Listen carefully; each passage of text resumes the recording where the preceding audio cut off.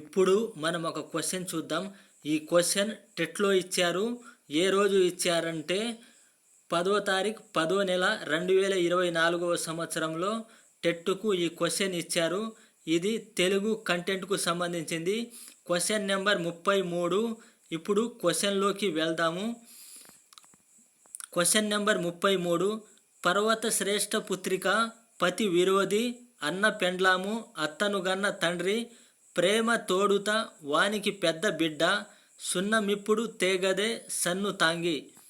ఈ పద్యంలో పర్వత శ్రేష్ఠ పుత్రిక పతి విరోధి అనునది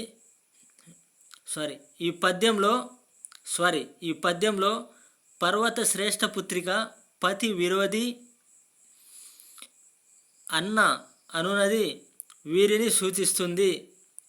ఈ పద్యంలో పర్వత శ్రేష్ఠ పుత్రిక పతి విరోధి అన్న అనునది వీరిని సూచిస్తుంది. ఆప్షన్ 1 ఇంద్రుడు, 2 విష్ణువు, 3 బ్రహ్మ, 4 మైనాకుడు. ఆన్సర్ 3 బ్రహ్మ. ఇంకా ఈ క్వశ్చన్ వివరణ అంటే ఈ పద్యం యొక్క వివరణ ఇప్పుడు మనం చూద్దాం.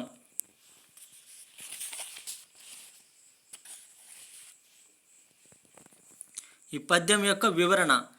పర్వత శ్రేష్ఠ పుత్రిక అంటే పర్వత శ్రేష్ఠుడు అంటే హిమవంతుడైన పర్వతం, దాని కూతురు పార్వతీదేవి. పర్వత శ్రేష్ఠ పుత్రిక అంటే ఎవరంటే పర్వత శ్రేష్ఠుడు యొక్క కూతురు, హిమవంతుడైన పర్వత శ్రేష్ఠుని యొక్క కూతురు పార్వతీదేవి. పర్వత శ్రేష్ఠ పుత్రిక అంటే ఎవరంటే పార్వతీదేవి. పతి విరోధి అంటే ఆమె భర్త శివుని విరోధి మన్మధుడు అని అర్థం.